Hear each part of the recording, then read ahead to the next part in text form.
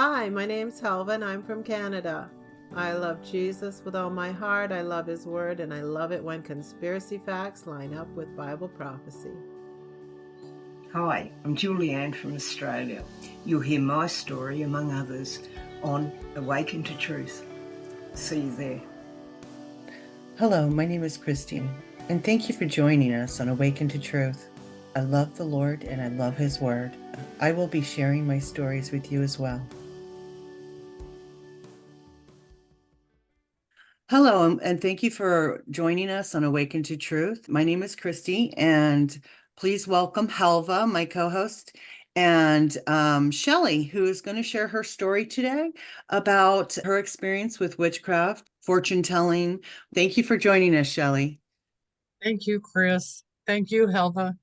Thank you for inviting me here. Absolutely. Would you like to start from the beginning when you were a kid with your father? Sure. Yes. Let's see. I think it really started about the time I was between the ages of 6 and 8, as far as I know, and from what I can remember from the way things were going, in our life at that time. My dad he grew up in a Christian home. My grandparents, my aunt, she married a preacher, and they were a Christian family, and he was just extremely nice looking, clean cut. They, not that money has anything to do with it, but they had a, I guess, upper middle class income, and they were just, the all around American family, or so, it seemed, or our family. He worked for the first 5 years that he and my mom were married without missing a day. And, I've thought it really odd that he went into the military. And I mentioned this to Chris the other day. His records burned, the records burned. And it's a very odd thing that military records would burn and that they would never come back and look for somebody, um, to bring them back. Yeah, Which, that's pretty weird. yeah, it is. So the whole thing just was really weird. But he and my mom married real young. And, from what I understand, he really started, he was a real temperamental, um, I guess you'd say, angry person by the time he was 15, 16, maybe especially 17, 18 years old. And he got involved somehow in the occult. I think when I was about between 6 and 8, and um, I know that the things, our home, the atmosphere in our homes began to change at that point. He stopped working. This He was worked. after he got out of the military? Yeah, he was in there a very short time, very short, from what I understand. So they got married when they were 17. And I think by the time he was in his early 20s, he was already headed off on the wrong road.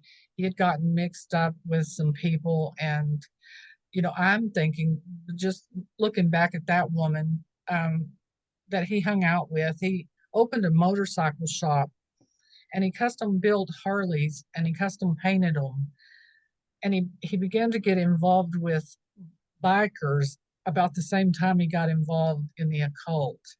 My mother says she thinks that it was either the Masons or Rosicrucians, and I've always thought it was probably more New Age. But looking into some things here over the last few months, I started questioning whether it really may be the Rosicrucians, especially from the symbols he painted on motorcycles, and he had different things that had that were the Egyptian ankh, and those the wings of the phoenix, Mhm. that type. And of course Absolutely. Well, that's Masons too. That's the well, Illuminati out of the ashes and the rebirth. Okay, so I had a thought about when he was in the military based on a lot of stuff we were talking about before. uh, There's a very real possibility he was drafted into one of those experiments, and it's very occult. It's very Mason. So Yeah, I there's wouldn't doubt that. that just rang a bell for me just based on the stuff that I've been involved in. So, Hmm. but please continue on. Okay, and another thing too that I didn't know for a long time is that my grandparents, really until just more recently, that they had been interested in, I think it was the book that Zechariah Sitchin put out. My mom said they were just really gung ho for that at first until they, I guess my granddaddy probably began to realize that it was they were getting in the wrong thing, that that was something dark. But for whatever reason, they had gotten caught up in that. I don't know if that may be part of what opened the door for him. Maybe, Yeah, maybe. but he began to get in, and my grandmother was really into things like horoscope. But he started getting into whatever type of occult it was, and by the time I was a teenager, he I was pretty close to him, really, all in all, at that time. My parents divorced when I was about 9, and I would hang out with him at times and go visit him. And, me and my friends would walk over there to where he lived. And then, a little later, I lived in Oklahoma with him. So I got to be, kind of close to him at that age, between like 15 and 16, 17. And he talked a lot about astral projection, astraling. He Oh, was just really hung up on that. And apparently he had been doing it for a long time. He was a severe alcoholic, did a lot of drugs, a lot of LSD. And so, all of that ties in together. He gave me a book that I, could tell even at that young age, I had discernment. And I knew when I started reading it, probably about the first page, that they were taking Christianity and beginning to twist it into some type of new age occult, whatever it was. So I just threw it away. But I watched him also really um, draw others in, young guys, including my ex-husband. So anyway, there was that side of him. But then, when I got to be about between the ages of 13 and 15, there were just a lot of things that went on. I believe that doors were opened into my life through what he was doing. In fact, our whole family, because, like I said, our home began to change. It just seemed dark. The atmosphere just had a, a a heaviness, level. like Yes, a heavy a feeling. heaviness, right? Yeah, I'm familiar with that. It's an awful feeling, yeah, it is. especially in your home environment. I had that the whole time I was a child, as well, and it got worse and worse as time went on. So that's Hmm. hard. And as a child, you can't really identify what you're feeling, Right. And some strange things began to happen in our home, and it wasn't just me and my sister. She was really, really small. She is 3 years younger than me, but there were other kids around that noticed strange things happening in our home. But then when I was, like I said, when I was 13, 14, I think I was 14, when I went over to my best friend's house, and her mother had a woman that was there pretty often. Her name was Esther, and Esther would carry a thick, heavy book with her, and I'd see her flip through it sometimes, and it had pentagrams and just a lot of, you could tell it was probably, it had to be the occult. Oh yeah. But I didn't, The yeah, pentagram, anywhere that's, yeah. Was there a right. pentagram on the front of the book? I'm going to assume there was. I don't know, honestly. I really can't remember, but I do remember seeing it, on the pages at times. And she was there that one day that I went, and all three of them were in the kitchen, and I was standing by the stove Mhm. with Lori, my friend, and her mom was sitting down, and Esther was standing talking to her, and Esther came over to where Lori and I were, and they were all three, just kind of attacked me at once there to have her read my palm. And I told him, I really, I just don't want to do that. And that's one of those things where they keep on, oh, come on, it won't hurt. What can it hurt? Just let Esther read your palm. Yeah. Been Oh, yeah. there. Oh, boy. Yep. I ended up giving in and allowing her to read my palm. And she started tracing the lines in my hand. And she said, you're going to get married when you're about 15, 16. And oh, you're going to have 4 or 5 kids. And she said some other things and she acted like she was through. And she said, oh, wait. And she starts talking about a line in my hand. And Lori called it something. She said, oh, she's found whatever that Your is. lifeline. It's called your lifeline. Okay. Well, Esther said, started talking about that. And she said, you're going to die when you're about 35 years old. Hmm. And if you don't die, then it'll happen again. And I thought, this is crazy. Lady, I'm not going to die. And there were just all kinds of thoughts going through my head. You don't expect to hear someone tell you that. So, things kind of went on. I saw my dad. I don't remember if it was maybe a week or two later or exactly how long. And I brought it up to him. And he said, you don't do that. Why would you do that? And if somebody says something like that, you tell them that you cast it back on their own head. And I thought, Mhm. well, where has this teaching been, you know, Oh, all yeah. along? Yeah. Hello. So, but anyway, he talked about that and I went on and I thought over time, I just really didn't believe the woman and so Let me that it wouldn't happen. exactly. Well, may I ask you, um, what year were you saved? Because I, my this happened when you were 35. So what year were you saved? Because once you are saved, you are no longer under the curses of Satan and any agreements that you have accepted or made, which is what you did when you did the let her read your hand, the palm reading. And Mhm. when she gave you a bit new, when she was giving you information, that was an agreement with Satan. So what year were you saved?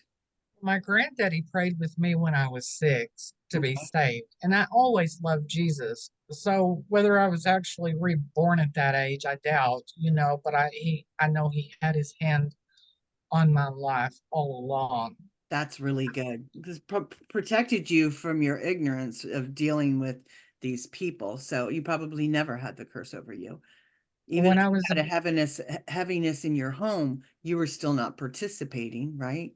right, You knew of. yeah, no, and when I was about 16 years old, I'll go back into that here in just a minute about when I was really, saved or Yeah. Um, but y'all go ahead and say you have to understand that there were times in my life when I was still backslidden, unfortunately, and um, so that opened the door to, I believe, to those Oh, it attacks. does. It Yeah. does. When I was backslidden, I literally saw the hand, not literally with my eyes, but I felt over my life the hand of protection coming off, that God had taken off my life when I Hmm. turned a corner and went back into the world, because I did that for about 2 years, from 2000 to 2002 or 2003. And when I did that, I literally felt his protection come off and the curse come back on. The curses, because there were many in my life, from day one, as you guys know my story. But so absolutely, when you're backslidden, that happens. Yes, and you do feel it. Someplace, even if we don't admit it to ourselves at the time, someplace within us, We know. we do know that we're backslidden, that we've separated ourselves from God. There's a distance there. Absolutely. But um, but what she said did come to pass, which was crazy to me, which I didn't even realize until I was 35. But I got married at 15, a month before my 16th birthday. I had met the person that I married, and he's the father of my three oldest kids, but I couldn't stand him, to be honest. I mean, I just didn't like him. I thought he was hateful and rude when I was a teenager, and I didn't want anything to do with him. But for some reason, I think it was through friends, he ended up at our apartment. And my mom and my aunt just fell in love with him. You know, he gave them a sob story and they let him move in. He needed a place to go, or so he said. He had an apartment because I had friends that hung out with him. He was, I guess, about 2.5 years older than me. He passed away a few years ago, 3 or 4 years ago. But anyway, when he moved in, I was truly upset, and my friends kept telling me, stay away from him because he's mean, especially the male friends, and he's really mean to females. And I told him to move, and my mother called me. I was gone, and said what she said, and told me it was her house, and that Wow. he didn't have to go. She and my aunt really kind of pushed me into that. She did later on, a few years later, apologize and tell me that she really regretted that. Um, That's but yeah, good. yeah, but I married him when I was 15. Like I said, a month before I turned 16. My oldest daughter was born when I was about 17, I guess 17 and a half. I don't know exactly, but I think we'd been married about 9 months when I got pregnant. Wow. Yeah. And then I had three kids kind of back to back. I just couldn't take anything for birth control. And I was pregnant. I had kids in 82, 83, 84. And then later on, I have a younger son. Um, he was born in 88. But the point is that I did have four kids. She said four or five kids. And I just wasn't thinking about the things that Esther had said until way later on. And then he and I divorced when my oldest son was probably about 4 months old. We separated. I think it took me about 9 years to actually divorce him, somewhere along there. No, we were married about 9 years by the time we divorced. I'm sorry. So then, there were some really wonderful things that happened. God worked in amazing ways in my life at that time. And I was praying one night and asking him, Lord, how am I going to feed my kids? I mean, what am I going to do? I don't have an education, I don't have a job. And he just dropped it in my spirit. I mean, I heard him. I knew he said it for me to go to nursing school, which I'd wanted to do since I was really little. So, I had an aunt that was a nurse, and I thought she had the most prestigious job in the world. That is one of the Um, best jobs in the world, caring for others. Yeah, I almost went to nursing school when I was in Virginia. Yeah, yeah, yeah, it's great. I mean, I love the people, too. but I didn't know where to start, what to do. But I, started looking. I didn't even know I could go to college, but I started looking into all of that and went to nursing school. That's awesome. And yeah, I loved it. Uh, Yeah, I like the medical field a lot. I really enjoyed it. mhm. Yeah, I ended up So becoming an EKG tech. Uh, really, yeah, yeah, that's that was that nice. would be fun. Yeah. Yeah. I worked in a CSICU, which was really, really rewarding for a while. Yeah, it is. I worked in home health mostly. I did a lot of things as needed, to get a lot of types of experience, and I made, better money because of it. And I worked as a branch manager. I even got to open a branch pretty much by myself for some men out of Louisiana. So that was pretty exciting. But really most of all, I just loved my patients and doing wound care. Nice. So, yeah, and it made a nice living for my kids. They didn't have to grow up in poverty, which really I did. Me and my It's really sister. awesome that you did that. Yeah, it was wonderful. And, God is just wonderful. And He did some things in my life, where I just experienced Him in such a supernatural way like that. And, the Holy Spirit coming upon me a few times to where, that one time I told you about that, just it was overwhelming because the power of Him and that holiness was just overwhelming. And so, and I had a lot of supernatural things happen where my kids, were where I was living with my kids, and some were really wicked. I mean, evil. I don't know what opened that door there. I don't know if there was something that had already gone on in that place, but a lot of things happened. And my second oldest, which is my younger daughter, went through night terrors. It was probably from the age that she was 2 or 3, I think 2 to 5, and she screamed every night. Was that during the period of time that you had a lot of sleep paralysis, or did you have that your entire life? That was way later. So yeah, that was happening to her, and I had no idea back then what to do or what really. I thought it may be something evil, but I couldn't even find anything about it until about 2007. And it's hard to believe there was nobody to go to. Yeah, well, they don't teach our pastors this. They don't Oh, teach about spiritual warfare or how to cast out demons or how to help somebody is living in a house of oppression.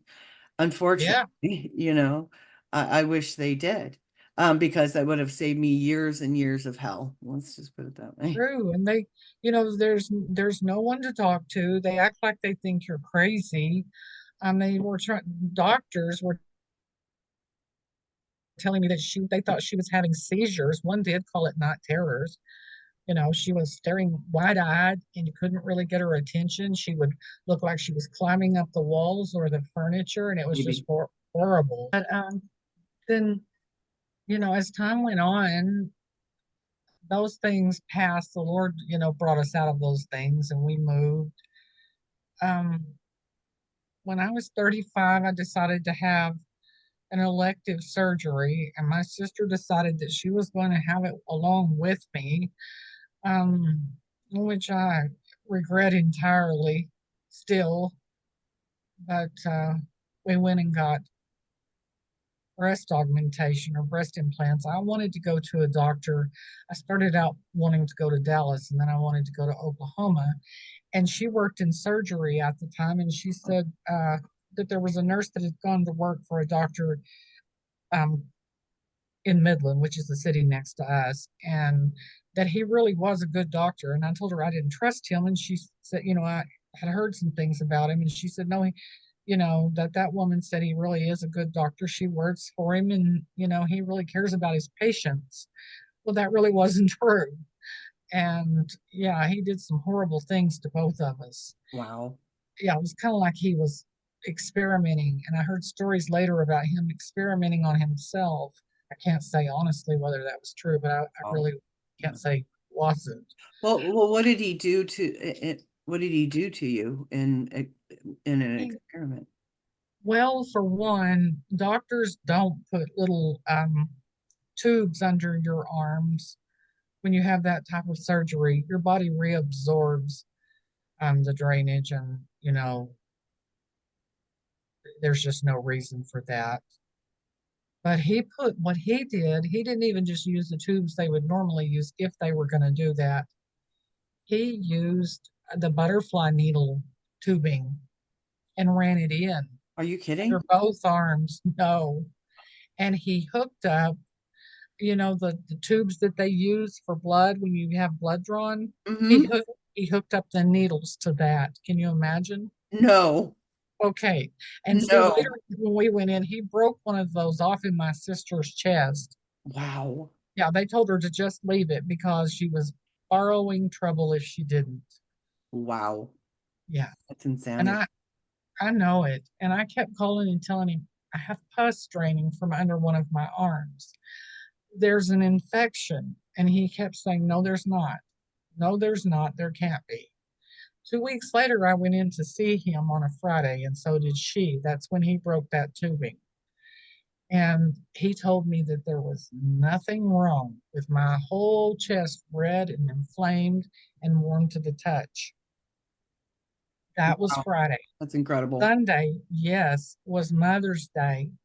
And I kept saying, my boyfriend was in and out of my house, and I was telling my kids, I need somebody to come help me. I need my mother. Somebody, and Nicole was old enough to know and call her, and she had been.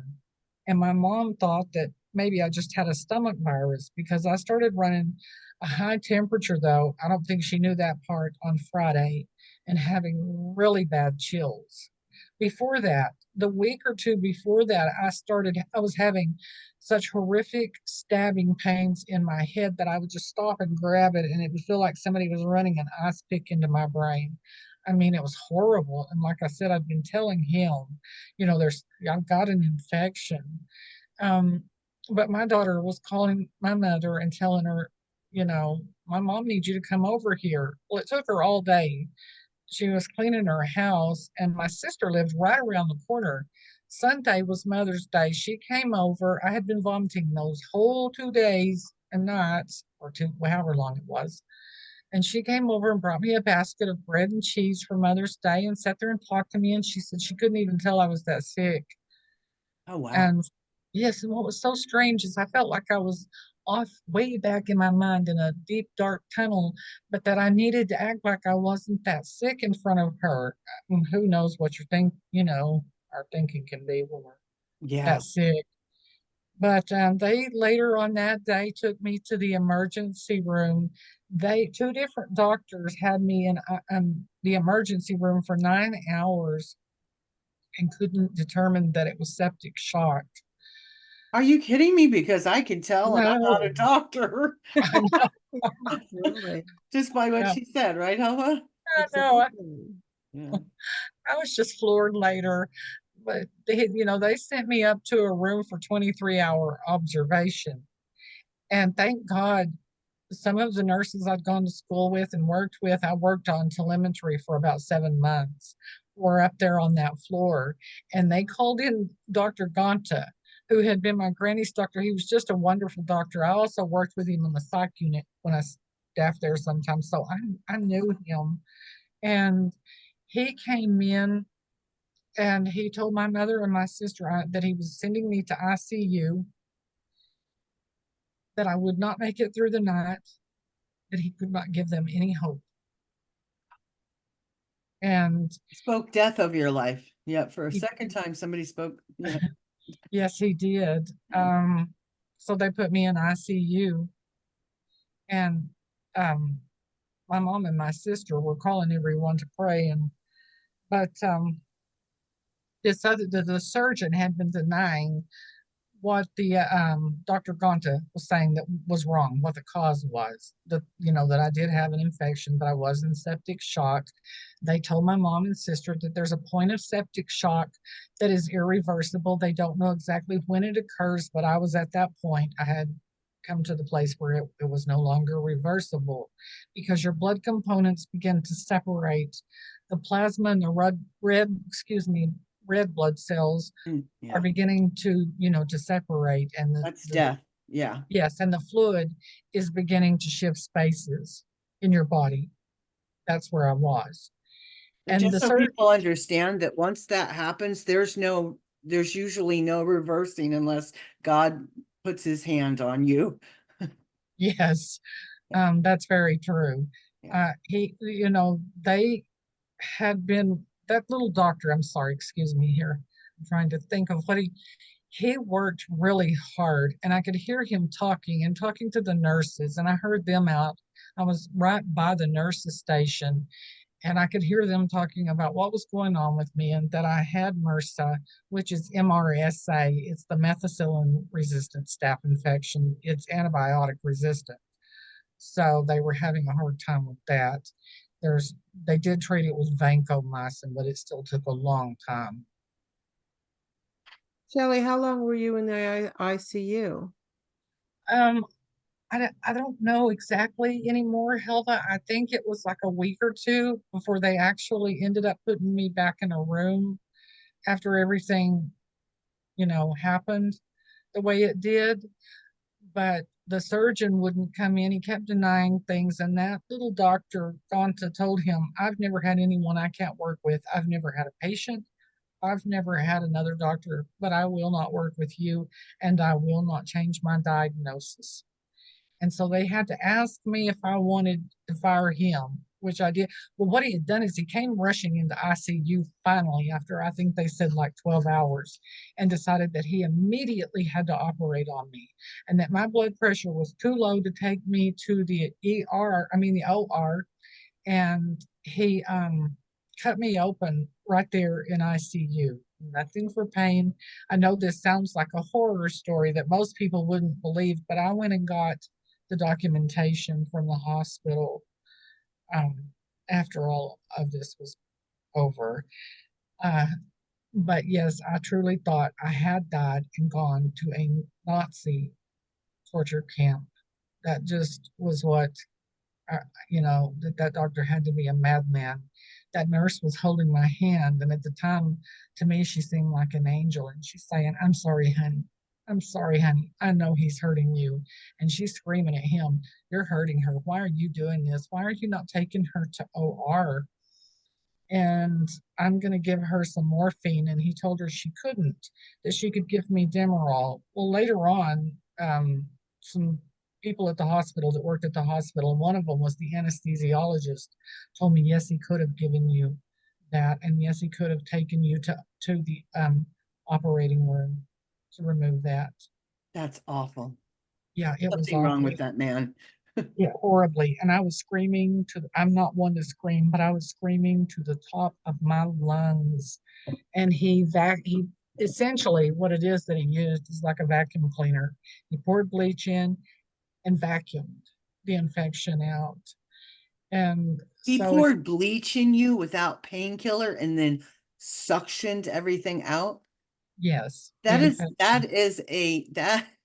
that is Nazi death camp kind of stuff right there. It Yeah, is. And that's yes. sick. And then I knew after I got well that he had lost his hospital privileges everywhere. That's why he had a surgical center. Oh This wow. whole area, he had lost his privileges. He's a So, psychopath on the yeah, loose, and how he didn't lose his license to practice is amazing to me, because he's already lost all these privileges everywhere else. Where else? See, there lies the problem. Doctors defend doctors. they do. Because you know what, it's all hospital policy. It's why I stopped working in a hospital. I'm not Yes. going to go into that Yeah. right now, but yeah. Yeah, they do. And especially in this area, they always have. And but I have to say that little doctor that took care of me would not defend him, and he did tell me that he wouldn't go to court if I sued him, but that he would do a deposition, which Oh is wow, unusual. that's Yeah, very unusual coming from a yeah, doctor. That could get him blackballed. But he said he wouldn't testify because he could get blackballed from where he works, from other Mhm. places. Yeah, this is what they do to one another. Yeah, it's pretty Right. nasty. You It know the is politics of terrible. hospital. It's pretty awful. I saw Yes, a lot working in hospital. I'm sure you did too. I did. Yes, there are horrible stories, things that went on, but I won't go into that. So, but anyway, I heard him at one point, there had been a chaplain come in and she asked to pray with me. And, I really kind of bit her head off. I felt like they were pushing me out the door.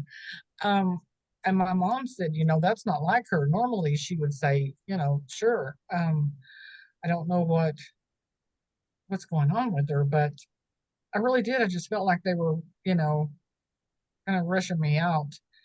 He had ordered a ventilator to be brought in. Oh wow. Yeah, and he was standing over by the bed with the nurse. I had tubes and IVs running everywhere, and he's getting more and more loud. And I hadn't seen much of anything this whole time.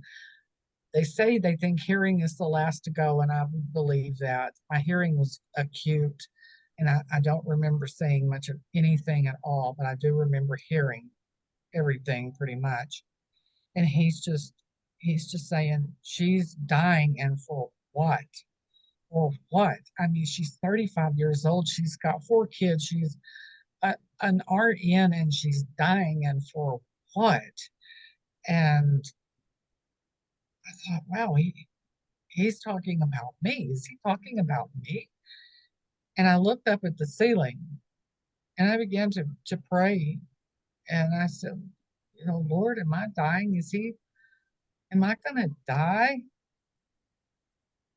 And I felt the Holy Spirit came down upon me in a powerful way. I mean,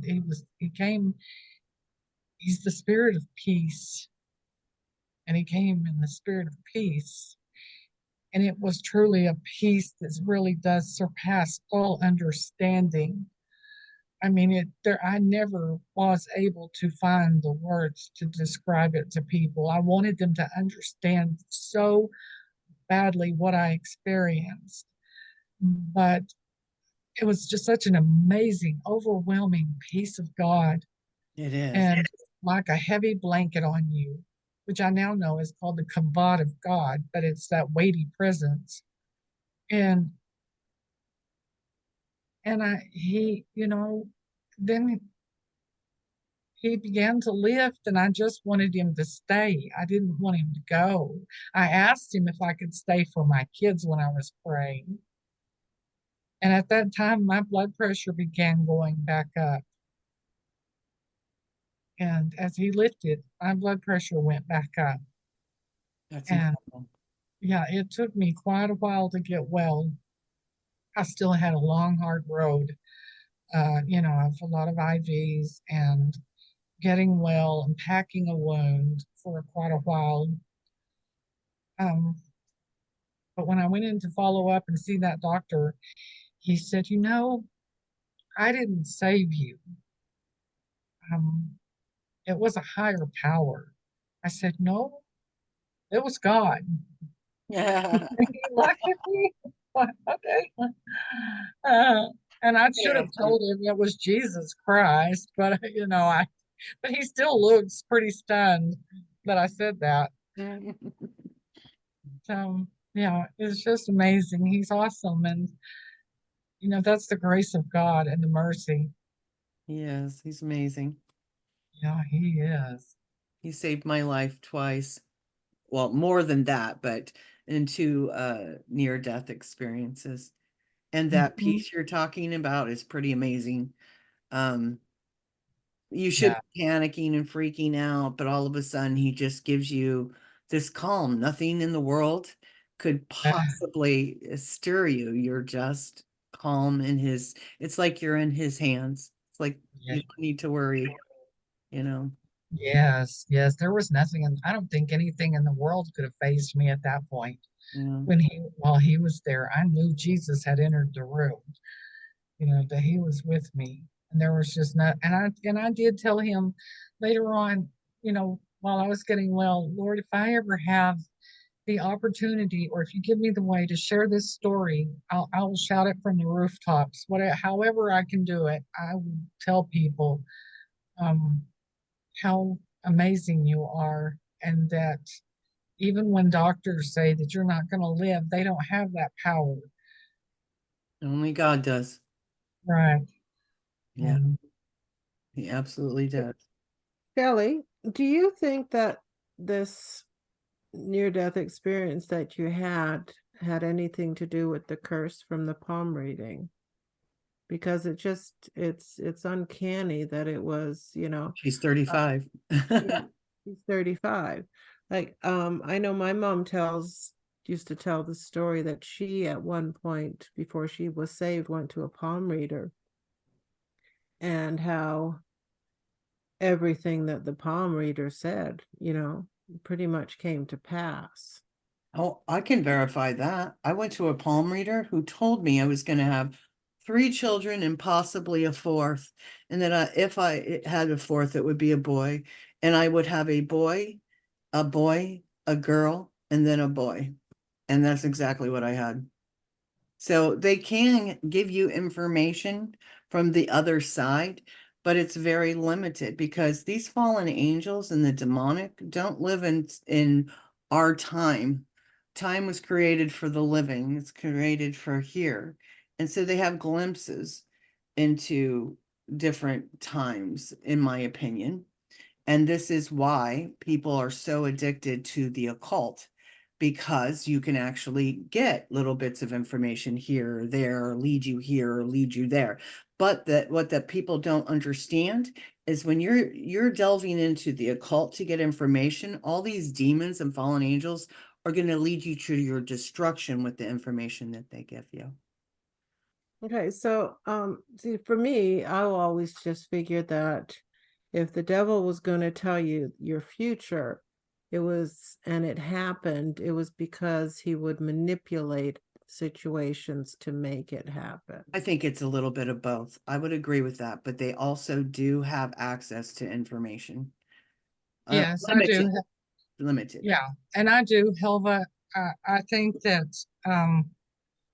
I'm sorry, what was your question? I got lost there. Well, okay, so I'm going back to the palm reading that you had, and the pretty much the curse that was put on you, and just wondering that although you were saved, there was a curse on you that you, from my understanding, from what you're saying, that you never actually um renounced or broke off of you. Is that why that possibly could have happened to you?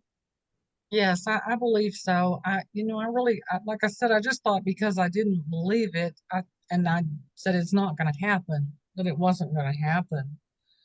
And I do believe that, like Chris was saying, there are familiar spirits that follow our family and the bloodlines, and they know things about us. They've been observing our family and us for, a long time. They know our habits, and they're there making sure, if they can, that these things that are spoken and spoken over us are coming to pass through the years.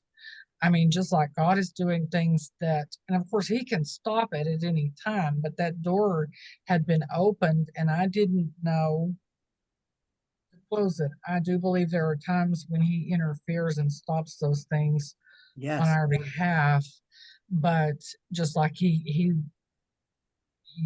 kept me, from dying, He Yeah. healed me. See, So, oh, go ahead. Sorry.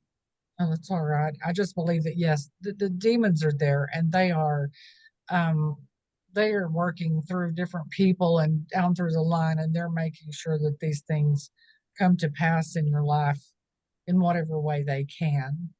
Absolutely. Whether it's operating through, other people and getting them to do things, or whatever opportunities they have, like the surgery I had and causing infection. I mean, I don't know exactly how they do all of it, but I know they do.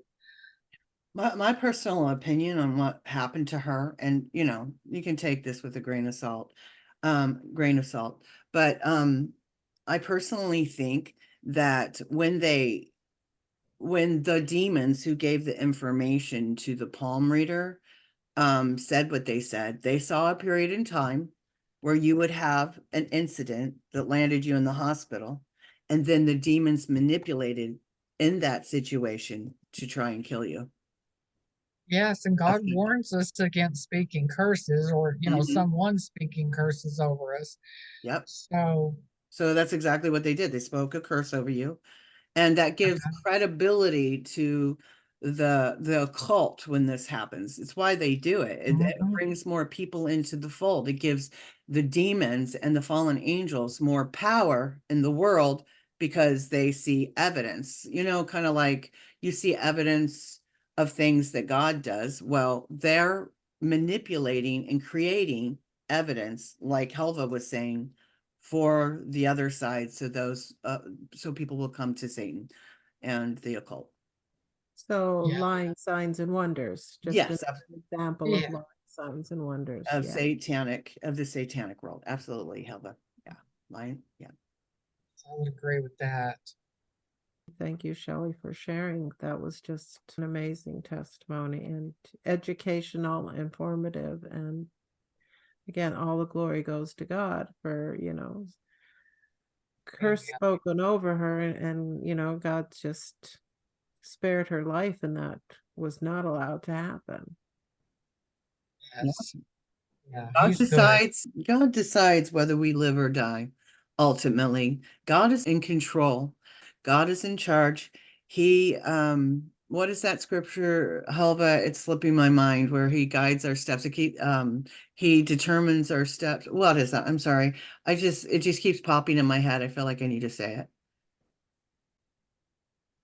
But I mean, there is the one that says the steps of a good man or a righteous man are ordered by the Lord. But there's another one that I'm thinking you're thinking of, and I just can't Probably the one I'm trying to think Think of it either.